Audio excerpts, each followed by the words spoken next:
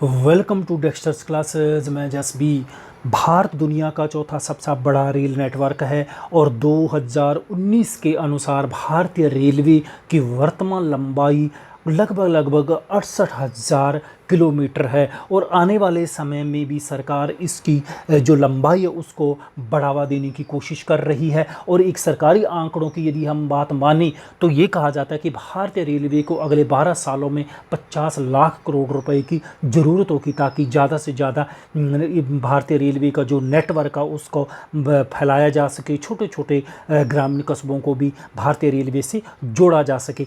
परंतु एक समस्या यहाँ पर ये आती है कि इतना सरकार के पास राजस्व नहीं है, इतना खर्च नहीं है कि 50 लाख करोड़ रुपए जैसी कि इतनी बड़ी रकम को खर्च किया जाए। इसीलिए ही सरकार निजीकरण को बढ़ावा दे रही है कि भारतीय रेलवे में भी निजी फर्मों के हाथों में दिया जा सके। तो इसी के ऊपर आज का हमारे वीडियो में एनालिसिस है कि भारतीय रेलवे के निजीकरण से कितना फ़ायदा होगा या ये नुकसानदायक साबित होगा। तो इसी के ऊपर हम फ्रेंड्स विचार करेंगे। तो बने रहेगा वीडियो में। वीडियो सुनने के बाद वीडियो कैसा लगा ये नीचे कमेंट बॉक्स में अवश्य बताइएगा। और हाँ, चैनल सब्सक्राइब नहीं किया तो चैनल को भी सब्सक्राइब अवश्य कीजिएगा। अब यदि हम आगे बढ़ें, हम इस निजीकरण को कैसे होगा, किस प्रकार से किया जाएगा और क्या शर्तें होंगी, उससे पहले यदि हम थोड़ी सी भारतीय रेलवे की हिस्ट्री पर नज़र डालें तो आज से 164 साल पहले 16 अप्रैल सन 1853 को ब्रिटिश एरा में भारतीय रेलवे की शुरुआत की गई थी। और जब जो पहली रेल चलाई गई थी वो मुंबई से थाने के बीच में 53 किलोमीटर के बीच में चलाई गई, सॉरी माफ़ कीजिएगा, 33 किलोमीटर के दायरे के बीच में चलाई गई थी। और इस जो पहली ट्रेन चलाई गई थी इसमें कुल 400 यात्री थे। और इस दिन को सेलिब्रेट करने के लिए 16 अप्रैल सन 1853 को सार्वजनिक अवकाश घोषणा की गई थी।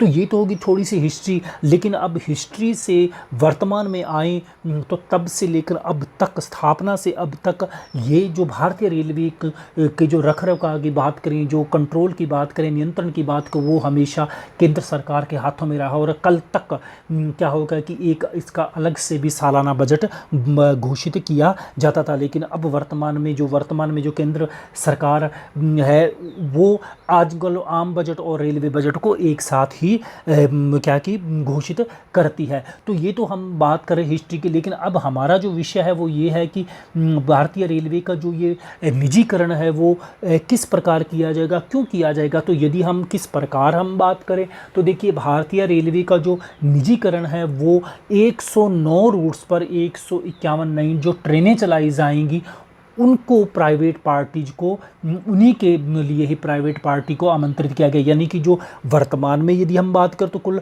13,000 ट्रेनें चल रही हैं और आने वाले समय में सरकार का जो प्लान है कि 7,000 नई ट्रेनें चलाई जाएंगी। इसी के लिए ही निजीकरण किया जा रहा है ताकि इन 7,000 ट्रेनों को प्राइवेट कंपनियों के हाथ में दिया जाए। लेकिन वर्तमान में सरकार का जो नया नोटिफिकेशन है इसमें ये कहा गया है कि 109 रूट्स पर पहले 151 जो नई ट्रेनें चलाई जा रही हैं इनको ही एक बार प्राइवेट कंपनियों के हाथों में दिया जाएगा। और ये जो 151 जो नई 109 रूट्स पर चलाई जा रही हैं, प्रत्येक ट्रेन पर में मात्र 16 कोच होंगे और इनकी जो अधिकतम रफ्तार होगी वो होगी 160 किलोमीटर प्रति घंटा। और यदि हम इनकी जो बात करें कि कितने वक्त के लिए इनके हाथों में रहेगी तो देखिए, इंडियन रेलवे 35 साल के लिए ही इन जो ट्रेनों के रखरखाव की बात करें या इनको जो जिम्मेदारी दी जाएगी वो दी जाएगी मात्र 35 सालों के लिए। ये प्रोजेक्ट इनके हाथों में रहेगा।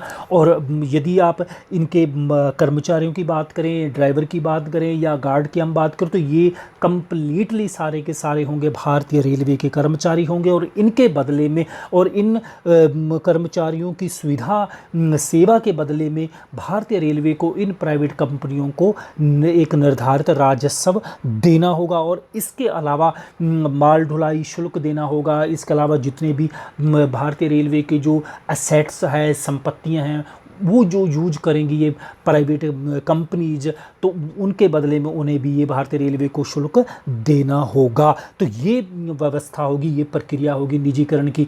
अब यदि हम बात करें कि क्यों किया जा रहा है निजीकरण, तो देखिए सिंपल सी बात है कि जो वर्तमान भारतीय रेलवे की जो एक लचर व्यवस्था है, लेट लतीफ़ी की आदत है, इसी को सुधारने के लिए और विश्व स्तरीय सुविधाएं प्रदान करने के लिए ही भारतीय रेलवे के निजीकरण को बढ़ावा दिया जा रहा है। और यदि हम इसके लाभ की हम बात करें कि क्या फ़ायदे होंगे इसमें, तो देखिए निजीकरण की भागीदारी होने से सबसे पहला बड़ा फ़ायदा तो ये होगा कि मेक इन इंडिया को और ज़्यादा एक्सपोजर मिलेगा।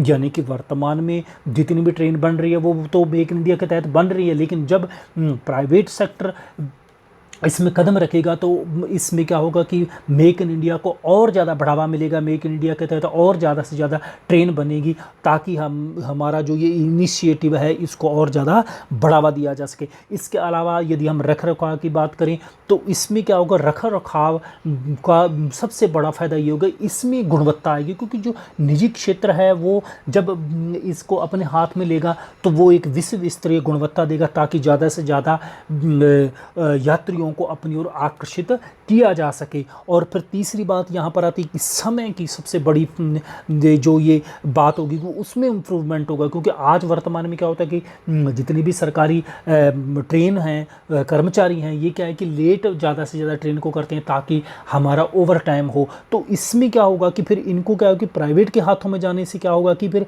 क्या होगा कि ट्रेन समय पर आएगी और समय पर ही डिपार्चर होगी और समय पर ही अराइव होगी। तो ये सबसे बड़ा फ़ायदा एक समय का होगा कि पंक्चुअलिटी आएगी इसमें। फिर सुरक्षा को बढ़ावा मिलेगा, यात्रियों को बेहतर सुविधाएं प्राप्त होंगी और तकनीक डेवलप होगी। क्योंकि जब प्राइवेट सेक्टर में इसको हाथों में दिया जाएगा, जितनी भी प्राइवेट प्लेयर्स इसमें जो पैसा खर्च करेंगे तो वो नई से नई तकनीकों को डेवलप करेंगे, विश्व स्तरीय सुविधाओं को डेवलप करेंगे।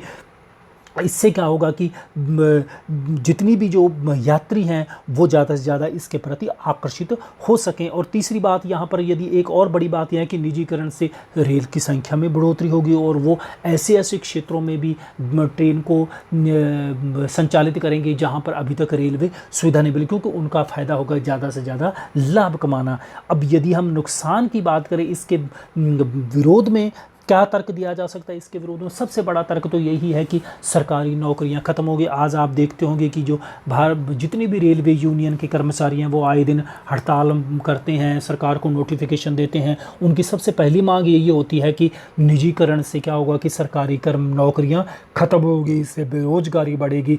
क्योंकि निजी जितने भी कंपनियाँ होंगी वो तो कम से कम लोगों को रखकर ज़्यादा से ज़्यादा काम करवाएंगी ताकि अधिक से अधिक लाभ प्राप्त किया जाएगा। और आपने अर्थशास्त्र का एक जो ये सिद्धांत सुना ही होगा कि प्राइवेट कंपनियां अधिकतम लाभ कम लागत पर अधिकतम लाभ प्राप्त करने की कोशिश करती है। तो इसी फंडे पर वो काम करेंगे। और इससे अगली बात यहाँ पर जो आती है वो आती है किराया।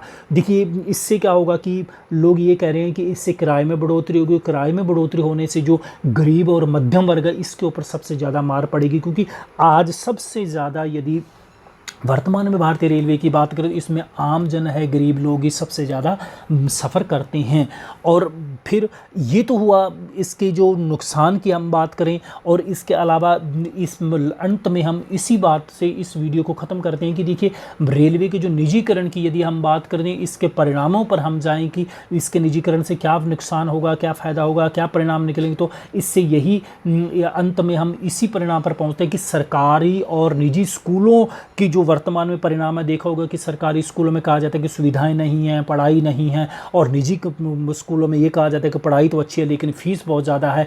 तो इसमें भी आपने देखा कि न तो हर कोई सरकारी प्राइवेट स्कूल में ही पढ़ सकता और न ही कोई हर व्यक्ति है कि जो प्राइवेट स्कूलों की फ़ीस अफोर्ड कर पाता है। तो ये था हमारा, इसी नोट पर हमारा वीडियो ख़त्म करते हैं। उम्मीद है कि वीडियो पसंद है तो ज़्यादा से ज़्यादा लाइक कीजिएगा, शेयर कीजिएगा। और मिलता हूँ इसी प्रकार के एक और वीडियो के साथ। वीडियो सुनने के लिए बहुत बहुत धन्यवाद।